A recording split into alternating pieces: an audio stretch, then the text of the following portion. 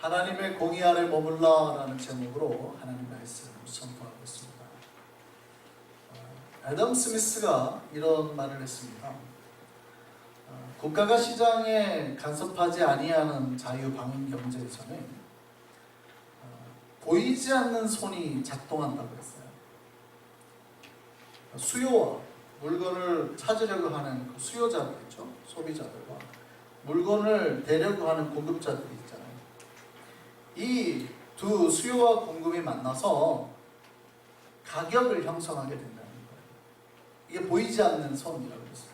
그러니까 보이지 않는 손이 작동하는 원리 가운데 가격이 만들어진다고 본 거예요. 물건을 찾는 사람이 많아지면 어떻게 돼요? 가격이 자연스럽게 올라가는 거예요. 근데 갑자기 사람들이 물건을 많이 떼왔어요. 근데 물건이 많아지면 어떻게 해요? 가격이 떨어지는 거예요. 이렇게. 그러니까 자유경제, 자유방임시장 경제에서는 이렇게 보이지 않는 손의 역할이 있을 것이다. 물론 경제학에서는 너무 단순한 주장이긴 합니다만 어쨌든 그런 거를 얘기를 했습니다. 우리가 살아가는 어떤 경제 원리 가운데 보이지 않는 손에 의해서 이러한 원칙과 어떤 이러한 힘에 의해서 우리가 살아가고 있다는 뜻이에요. 그런데 진짜 보이지 않는 손이 있죠. 신자들은 이거를 믿는 겁니다. 신자들은 우리의 인생 가운데, 우리의 삶의 모든 순간 가운데 우리가 먹고 자고 기도하고 돈 쓰고 살아가는 모든 순간 가운데 우리의 인생을 이끌어가는 보이지 않는 손이 있다고 믿는 사람들이에요. 그 보이지 않는 손이 누구의 손입니까? 하나님의 손. 이걸 믿으십니까? 네. 우리는 이걸 믿는 사람들이에요. 이걸 믿는 사람. 내가 항상 아침에 일어나고 잠잘 때까지 그 하나님께서 나를 보고 계시고 하나님께서 나를 이끌어 주시고 하나님께서 내 마음속을 다 아시고 내가 말하는 것을 들으시고 이거를 다 믿는 사람들이라는 거죠.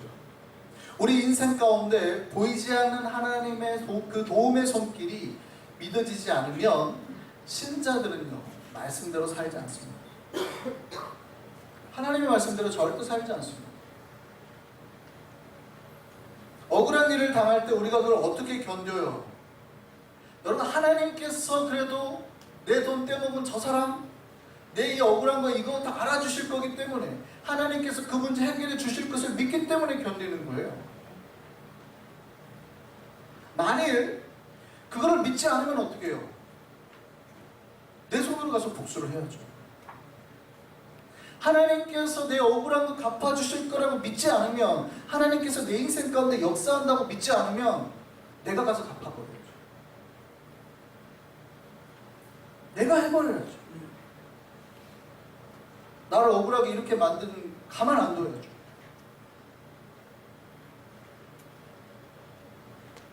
그런데 우리는 그렇게 하지 않아요. 왜 그렇게 신자가 스스로가 함부로 복수하지 않습니까? 그 이유는 보이지 않는 하나님의 손길을 믿기 때문입니다. 내 인생을 이끌어가고 내 인생 가운데 그래도 역사하셔서 간섭하시고 하시는 그 하나님을 믿기 때문입니다. 이걸 거창하게 말하면 섭리죠, 섭리. 우리 인생을 이끄시는 하나님의 계획, 이 세상을 다스리시는 하나님의 원칙과 원리, 나를 이끌어가는 목적과 방향, 그런 모든 것에 대한 우리는 그런 것을 섭리라고 하죠. 때로는 우리에게 고난을 주시는 이유도 우리에게 단지 고통을 주기 위함이 아니라 우리를 더욱 강하게 성장시키려는 하나님의 계획과 섭리 아래에서 일어나는 것이라는 걸 믿는 거예요. 신자는 이 섭리를 믿는 자입니다. 아멘입니까? 내 인생을 이끄시는 전능하신 하나님, 당신의 독생자를 십자가에서 못 박혀 죽게 할 만큼 나를 사랑하시는 사랑의 하나님, 말씀하신 것을 절대 변개치 아니하시는 신실하신 하나님, 아브라함에게만 역사하셨던 그 하나님이 아니라 오늘날에도 동일하게 나에게 역사하시는 그 하나님을 우리는 믿는 것입니다. 지금도 이 예배 이 순간에도 우리와 함께 계시는 하나님, 우리가 예배를 드리는 가운데 우리를 바라보고 계시는 그 하나님을 믿는 겁니다. 우리가 우리 인생을 바르게 살려고 하는 이유도 뭡니까? 지금 나를 지켜보고 계시는 하나님을 믿기 때문이에요. 우리가 함부로 행동하지 않고 함부로 하지 않는 이유가 뭡니까? 지금 내 옆에서 그 하나님이 나를 보고 계시기 때문입니다. 신자는 그거를 믿는 거예요. 그리고 하나님을 믿고 의지하는 신자의 삶은 우리를 인도하고 계시는 주님의 그 섭리에 따라서 흐르고 있다는 것을 믿는 겁니다. 오늘 본문에 나오는 모든 박해를 견디는 인내와 믿음이 어디에서 나옵니까? 박해와 고통 가운데서도 나와 함께 계시고 나를 인도하시는 주님을 바라보기 때문입니다. 그 하나님을 믿으실 수 있는 저와 여러분 되기를 소망합니다. 우리의 인생을 지키시고 인도하시는 하나님을 신뢰하셔야 돼요. 신앙은 거기에서 시작합니다. 신앙은 복잡하지 않아요. 지금 하나님이 계셔서 나를 보고 계시는가, 나와 함께 하고 계시는가, 이거를 믿는 것에서 신앙이 시작돼요. 하나님이 있다고 믿어지지 않거나 그 하나님이 지금 멀리 있고 나하고 가까이 있지 않다고 믿으면 신앙이 시작되지 않습니다. 신앙은 그 하나님이 계시고 지금 내 곁에서 듣고 보신다고 믿기 때문에 우리 신앙이 시작이 되는 거예요. 그것을 믿으면 우리는 하나님의 뜻에 살려고 애를 씁니다. 그것을 믿지 않으면 자기 힘으로 살려고 애를 씁니다. 내 삶을 위해서 노력하지 말라는 말이 아닙니다. 되지 않는데 어거지로 하려고 하지 말라는 뜻입니다. 주님의 뜻을 어겨가면서까지 하려고 하지 말라는 겁니다.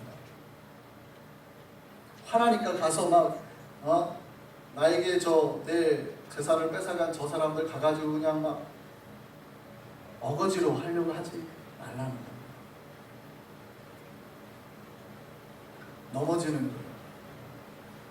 예전에 제가 이런 말씀을 드린 적이 있습니다. 하나님하고 줄다리기를 하는 신자들이 있다, 이런 말씀 드린 적이 있죠. 제가 모세 이야기를 하면서 그런 말씀을 드렸어요. 신자들 중에 하나님하고 줄다리기를 해요. 하나님은 내 말씀대로 살아라고, 너 내 말대로 따라 살아라고 땡기시는데 사람들이 그게 싫은 거죠. 싫어요. 나는 화나면 내 맘대로 할 거고, 내가 가서 내 맘대로 해버릴 거고, 자기 고집대로 하는 거예요. 계속 순종하라고 해도 순종하지 않죠. 누가 그랬습니까? 모세가 그랬어요. 하나님이 이집트 가서 하라고 하는데 싫어요. 내가 왕자일 때도 내 말 안 들었던 사람들이에요. 싫어요. 기적을 보이죠? 지팡이를 던져서 뱀을 만들고 손을 넣어서 문둥병을 만들고 다시 넣었더니 깨끗하게 되고, 그런데도 가라고 했더니 가요 안 가요? 그래도 안 가요. 고집도. 여러분, 제가 말씀드렸잖아요. 하나님하고 줄다리기 해가지고 지금 인류 역사에서 이긴 사람이 있을까요? 없을까요? 없어요. 단 한 명도 없어요. 우리 하나님 고집이 얼마나 세신지요. 단 한 명도 없습니다. 땡기면 자기 무릎이 다 깨집니다. 그 하나님의 그 말씀의 힘에, 전능하신 힘에 의해서 끌려가는 거예요. 그럼 우리 무릎이 깨지지 않으려고 하면 어떻게 돼요? 순종하는 말씀. 어거지를 쓰면 쓸수록 질질질 가서 우리 무릎이 다 깨집니다. 어떻게 하는 게 좋아요? 주님의 뜻을 듣고 주님이 땡기는 순간, 바로 그 순간 무릎을 꿇고 기도하는 거예요. 놀랍게도 우리가 주님 앞에 무릎을 꿇으면 우리 무릎이 안 깨져요. 근데 무릎을 꿇지 않으면 우리 무릎이 깨져요.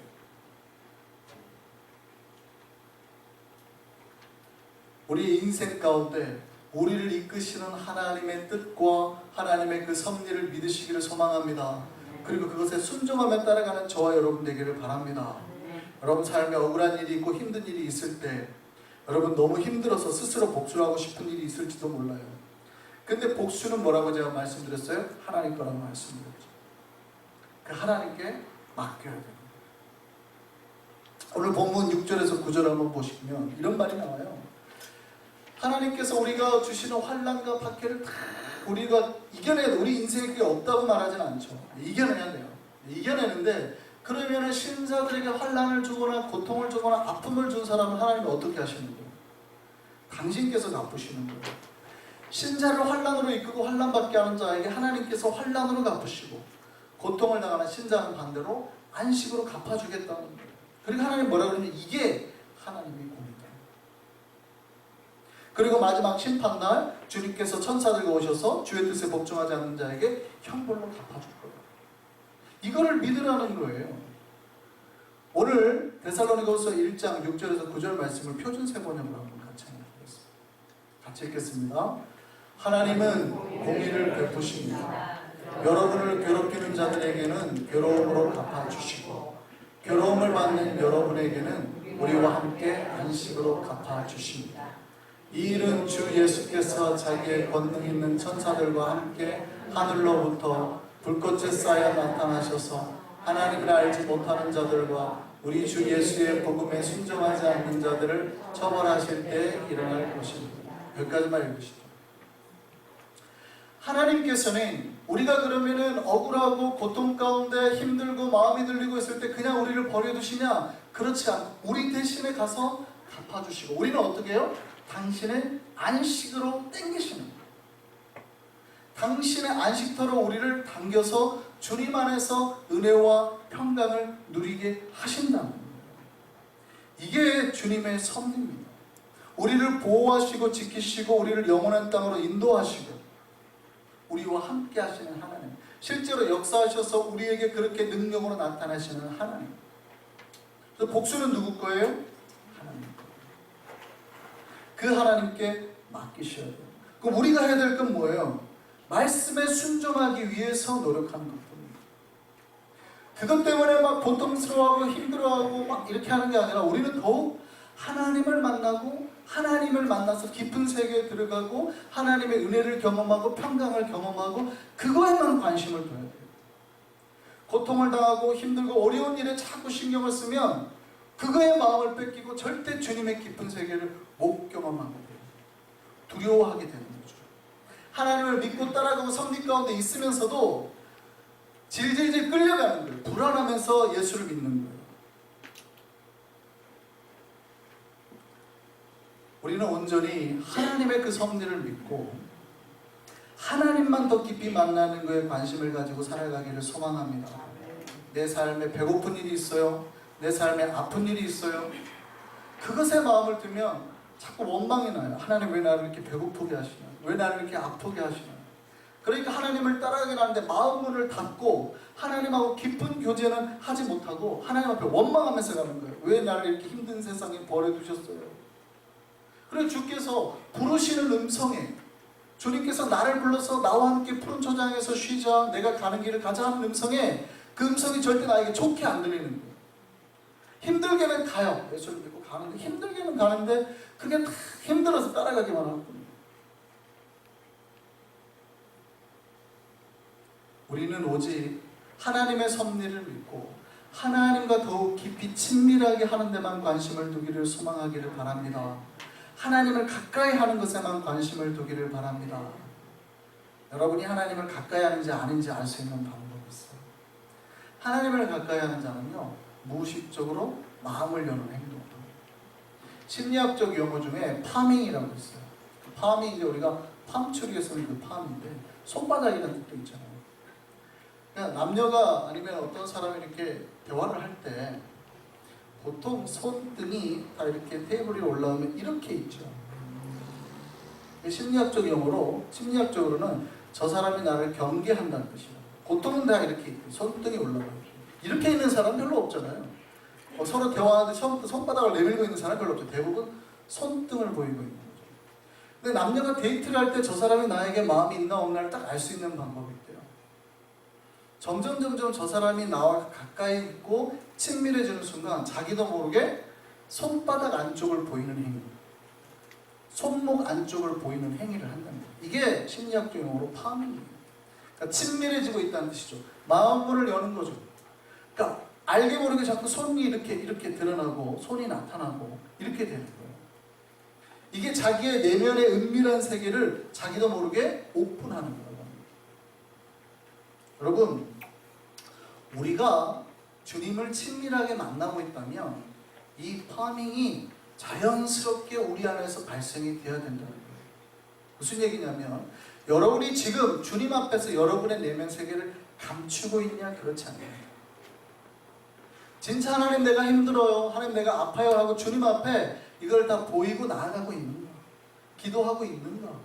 아니면 막 힘든데도 괜찮은 척하고 혹시 하나님 앞에 내 모든 걸 감추고 있지는 않는가? 이제는 하나님 앞에 기도해도 눈물도 안 나고 예배를 드려도 감격도 없고 점점 우리는 하나님 앞에 우리의 마음을 감추고 있는 거예요. 근데 신앙은 뭐냐면 점점 내 내면의 세계를 하나님 앞에 보이는 거예요. 하나님, 예전에 제가 이런 죄가 있고 아직도 제 마음에 이런 아픔이 있고 제가 하나님 이것 때문에 요즘에 힘들어하고 있고 계속해서 하나님 앞에 내 내면 세계를 보이면서 나아가는 거예요. 이게 뭐예요? 하나님의 섭리를 믿고 따라가는 신자들이 주님 앞에서 매일매일 해야 돼요. 그렇게 우리 내면에 있는 고통과 아픔을 감추지 않고 주님 앞에 나타내면 치료자이신 주께서 우리의 고통과 아픔을 치료하시고 해결해 주실 줄 믿습니다. 우리의 인생을 이끄시는 공의의 하나님과 그 섭리를 믿는다면, 우리가 그 공의와 섭리 아래 살고 있다면 우리 인생 가운데 발생하는 모든 것은 주님께 맡기고 주님께서 해결해 주실 것을 믿고 우리는 오직 주님을 깊이 만나는 것에만 관심을 가지시기를 소망합니다. 우리가 주님을 깊이 만나지 못하면 옆 사람이 손해보는 게 아니라 내가 손해보는 거예요. 내가 주님을 깊이 만나면 주님께서 평안과 위로를 나에게 주실 텐데 나에게 위로와 평안이 점점 사라지고 있잖아요. 근심 가운데, 걱정 가운데. 주께서 아무리 공의로 우리를 위로하고 이끌고 계셔도 주님이 우리의 내면에 주신 은혜와 위로와 평안이 없으면 불안한 가운데 그 공의 아래 살아가는 거예요. 불안한 가운데 하나님의 섭리 아래 살아갈 뿐이에요. 그러니까 우리 내면은 불안한 상태로 주님의 인도하심을 마지못해서 따라가게 된다 이 말입니다. 잘못 믿는 거죠. 우리는 뭐요? 하나님의 섭리를 믿고 우리는 그 안에서 더욱 주님의 깊은 은혜와 깊은 평안과 깊은 그 우리에게 주시는 기쁨만을 누리면서 살아가야 된다는 거예요. 지금 우리를 공의 가운데 인도하고 계신 주님의 섭리를 믿고 주님을 깊이 만나는 것에만 관심을 두시기를 소망합니다.